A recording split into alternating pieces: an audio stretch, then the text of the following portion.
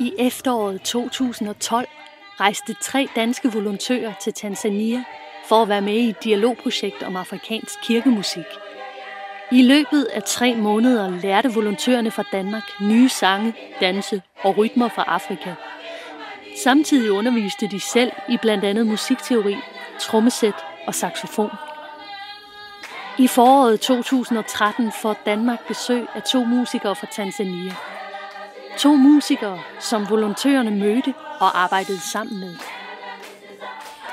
I Danmark vil hele gruppen undervise sammen, give koncerter og medvirke ved gudstjenester.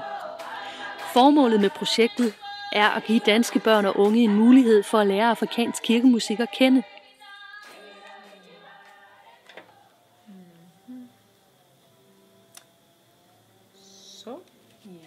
This is a wonderful project, as we know that the music is getting us together, and that the music is the one language in the world. What is important is to be open-minded, to take everything positively, to share and to receive everything by open heart. This project is good, and I am happy because even the group which has come, they are very cooperative. Jeg hedder Anders Christian Mørk Andersen. Jeg er 22 år gammel, og jeg er taget til Tanzania, fordi at det var en mulighed. Jeg fik en mail fra MGK, et musikkursus, som jeg går på, hvor der stod, at de havde hørt om et projekt med musik i Afrika, og så tænkte jeg, det skal jeg da være med i. Jeg hedder Kasper Ravnsgaard, og jeg fyldte 20 år i mandags. Og årsagen til, at jeg er i Tanzania, det er, at jeg vil gerne udforske den traditionelle afrikanske musik noget mere, fordi at jeg spiller egentlig trommesæt, og så synes jeg, at der er rigtig mange afrikanske trommeting, som er utroligt spændende. Rigtig spændende. Jeg nyder faktisk helt vildt meget at sove under sådan en myggenet. Det har jeg tænkt mig at tage med hjem til Danmark, fordi det er simpelthen så hyggeligt. Det er sådan en lille hule, man kravler ind i. Pisseirriterende. Jeg synes, det er lidt irriterende, når man skal ud og ind af det. Ind og ud af det. Men det er sjovt, når man ligger der. Det er fantastisk. Men man skal det at stoppe den ned og pisse dig over. Ja, undskyld. Vi har vores eget tøjskab også, det er også godt. Det er rigtig dejligt, at du så lige har taget alle hylderne i det. Eller det er utroligt dejligt nu at stå med følelsen af, at nu har vi noget konkret, som... Altså nu ved vi ligesom, hvad det er, vi skal i. Arbejde ud fra. Ja, og hvad det er, vi kommer til at lave, når vi kommer hjem, fordi det er jo det her materiale, vi kommer til at arbejde med. Helt sikkert. Er det svært? Materialet? Ja, er det svært eller let, eller cool? Hvordan er det? Jeg synes, det sværeste, det er at sætte det sammen. Altså, hvad skal man sige? Det tekniske i det er måske ikke, altså for eksempel trommetingene og sådan noget, det synes jeg ikke er det værste af det egentlig. Jeg synes, det værste er at sætte det sammen med egentlig både skal stå og danse og synge og spille trommer nogle gange på samme tid. Og så skal man også lige vende sig til det der med at synge, have sin helt egen stemme, hvor man står helt alene med tenorstemmen i forhold til, hvor man er vant til, at der står nogle andre og hjælper en, hvor man ligesom løfter i flok. Altså, det bliver dit klaver forfra, fordi den her, den du går helt i hårdknud. Hvad skal vi have? I think I wrote wrong. I practiced this.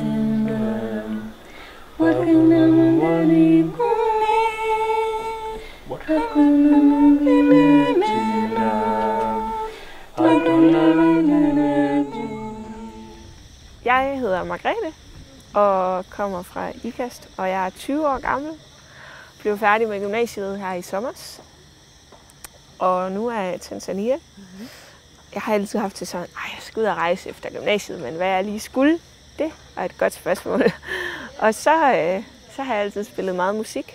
Jeg synes, det er en spændende indgangsvinkel til at opleve en anden kultur, fordi jeg synes meget volontørarbejde, det bliver, man kommer med den der indstilling om, eller sådan, vi kommer for at hjælpe jer.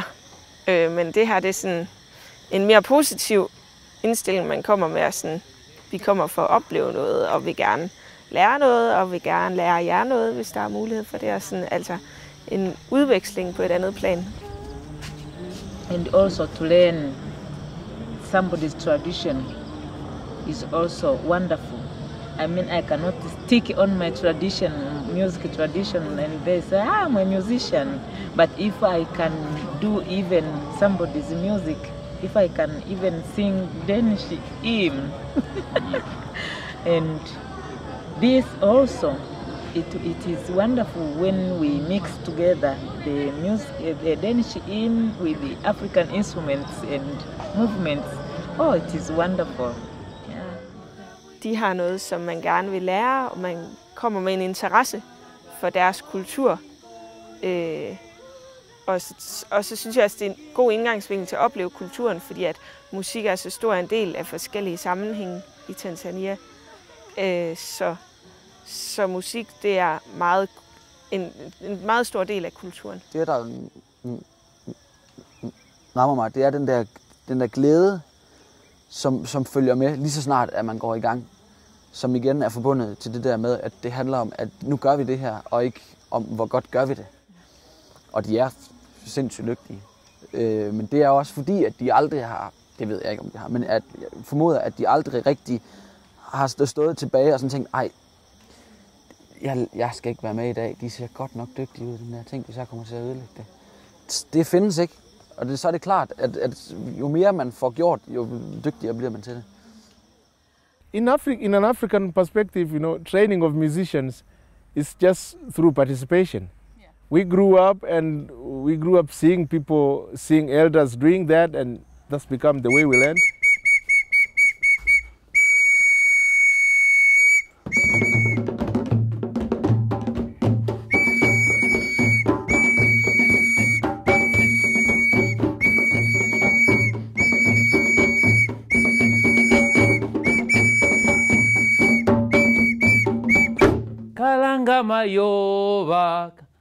Mayoba, yeah, yes. You see? Yeah. The starting, I giving the cue of this. The first calling is the cue of starting everything. You see? So the first I was just demonstrating that this is starting. Now when it's 60, that is the cue of to start. Clear? Yeah. Let's try again.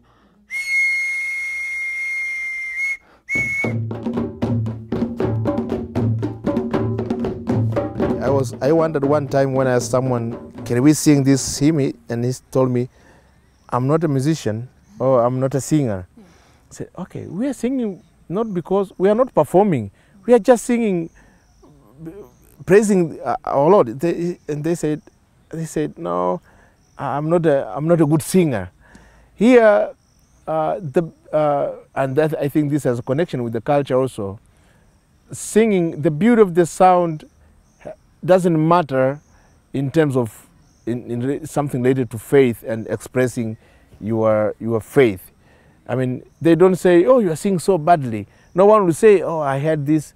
No, because everyone is just a way of also expressing their gratitude to God. So they feel open, speaking out, and so they sing loud like that. And some people actually don't have good voice, but that's not the case. I mean, and we encourage them. It's not, we don't, it's like praying. We don't need a good voice to pray.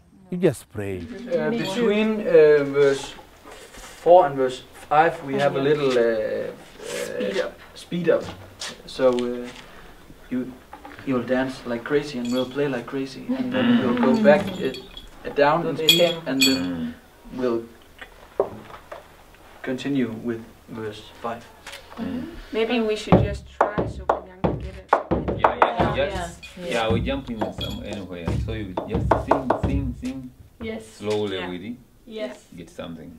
Good idea. So you just sing. Yeah. So we just repeat the first verse maybe. No, you continue. We continue. Okay. Both of them, up to the end. You start so slowly. Good idea. Yeah. Because we want everybody in the church to sing this song. So it's not so important to learn everything by heart. It's just... Let's try. Man må måske lige tage den sådan lige en tone lavere. Okay. Yeah. And then we actually, Anders will sing the first line, just to have us started, and then we will all start. Var det ikke meget dybere? Se, nu stiger solen, havets Nu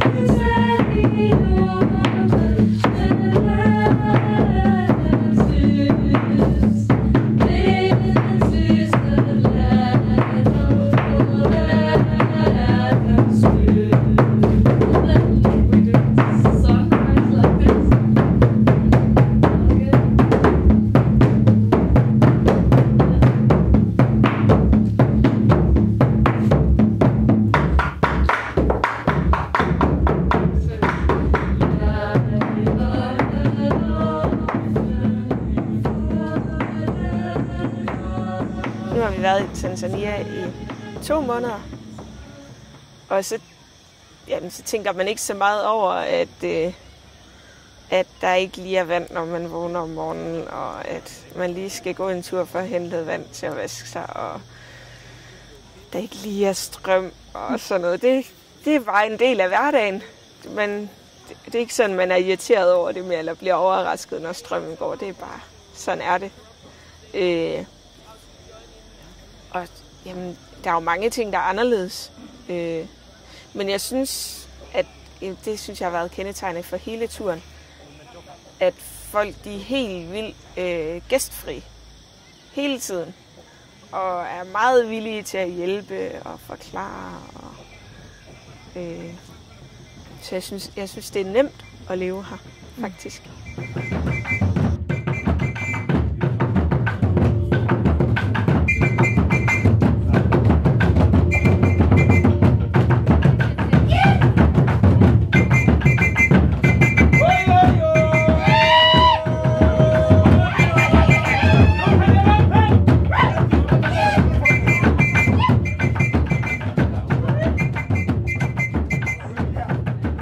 Det er en meget stor del af kulturen.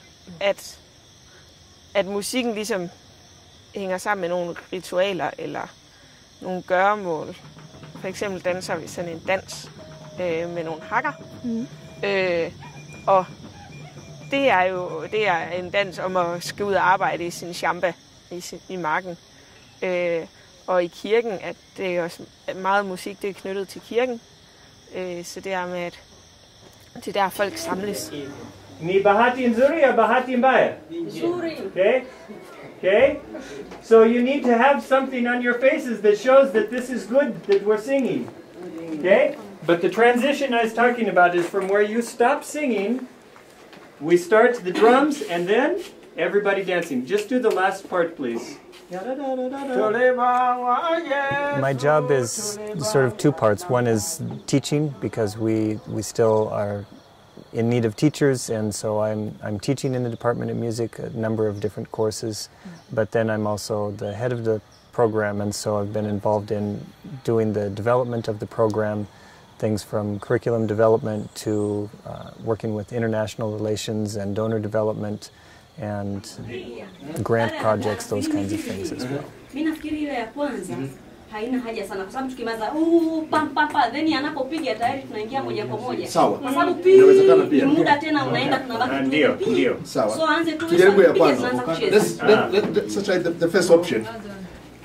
Option ya kwanza is that we are finished with singing and we stand. The first time he starts playing the African ensemble is maybe a bit interesting because we have here in Tanzania about 118 different ethnic groups, and our students represent many different ethnic groups. And so rather than the teacher who's from one specific ethnic group just teaching the music that he knows, what we do is we invite the students to take turns teaching music and dances from their own culture. And over the course of a year, every student in each class will be teaching a dance or an instrument to their fellow students. And this is, I think, working really well because, number one, the students are very energized and enthused when they get to teach music from their own culture. Even the students who are normally a bit shy and quiet, when they get in front of the group and they're like, and this is the music from my culture, they just light up. It's really exciting to see.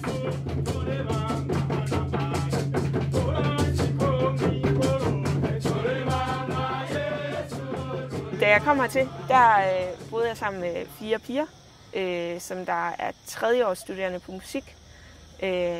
Nogle rigtig søde piger, som der sådan er meget bevidste om verden. Den ene har boet i USA i 15 år, og de var meget sådan, jamen det her med at være ny og sådan, så de var virkelig gode til at fortælle om det hele. Og, men alligevel oplever man også, hvor forskellige vi er, det her med religion. Der er en, der er katolik, og en, der er 7. dags adventist, og 2, der er lutheraner. Og jamen, det synes jeg er ret spændende, det der med, at det er meget på tværs af religion og sådan noget det hele. Og det er et helt andet forhold til religion, når man ligger om aftenen og skal til at sove, så er det lige pludselig en, der bryder ud i bøn. Eller sådan. Men sådan lige tak Gud for, at det her det er sket i dag. Og så bliver man sådan, nå ja. Det er en helt anden måde at sætte ord på sin religion. Because life for many people is very challenging here, they are very quick to acknowledge God as the one who gets credit for helping them through a difficult situation.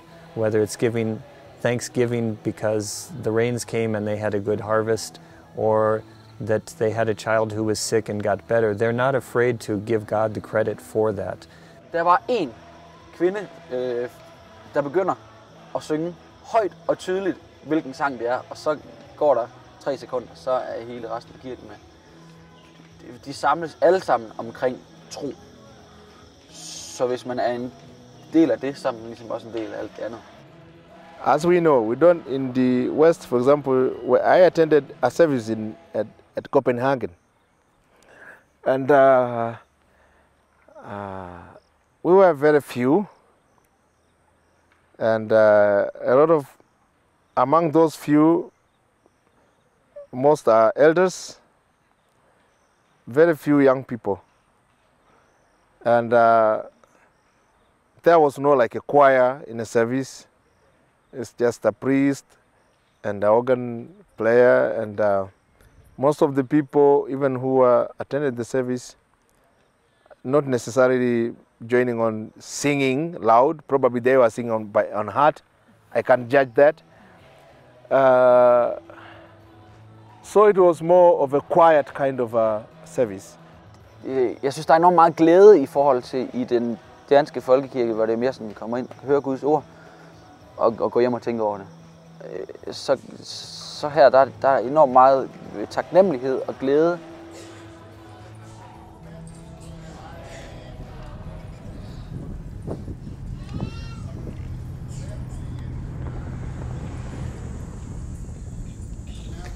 I love going out into what people call the bush, going away from the cities and going to the villages to experience a different kind of life than what we have here on campus.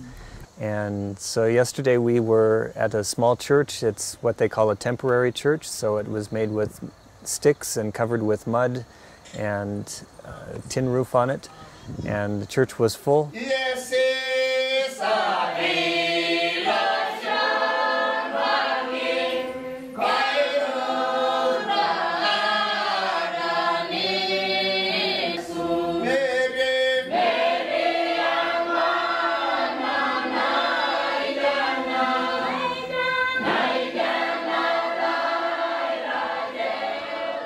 And there was the official choir, which sang many songs, traditional Maasai songs. And then when they did an offering for Thanksgiving, there was a women's group who got together and sang songs and paraded forward in the church. And I just love seeing people's faces light up when they did that. For me, the highlight in yesterday's service was when the other choir, the other group of women came in, and all the other people just started, their faces lit up. Several people got up and started dancing with them to accompany them to the front of the church and say, we have something to be thankful for.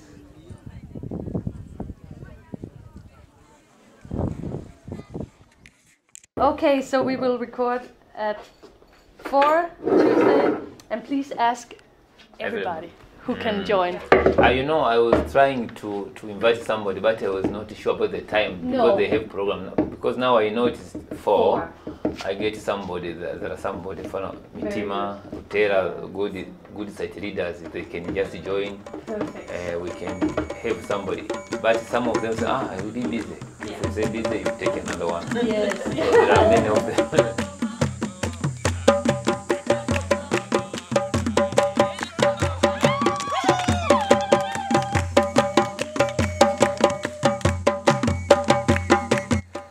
I think this project has some great elements in terms of bringing together people from different cultures, letting them spend time together working on some things, and then sharing together in various contexts. Jeg synes, at det kunne vi til at lære noget af i Danmark, den glæde, der er. Fordi hvis man er kristen, så må det jo nødvendigvis være forbundet med en taknemmelighed og en glæde for, at vi nok skal komme herfra på en god måde. We love our students. Our students are amazing to us, and we talk about expectations we have for them to learn, but they are getting something which they never dreamed about. For most of them, they could have never imagined a few years ago they'd have an opportunity to be studying music and to learn the things they do. And their attitude about learning is just inspiring. Would like to use their talents and their voices for the Lord, and knowing that worshiping and adoring the Lord is the source of all knowledge, and it's not wasting of time. It's just using the time well. If it's like planning, if we can plan and arrange for other things, we can also plan to be in a church service for an hour or 2 and share and go. So vores hovedopgave, når vi kommer hjem og skal formidle det, vi har oplevet, det er at finde ud af, hvordan vi kan prikke lidt til folkekirken i Danmark og til det musik, der er i folkekirken, for at prøve at se, om vi kan få en lille gnist af den her glæde og taknemmelighed ind i musikken i folkekirken.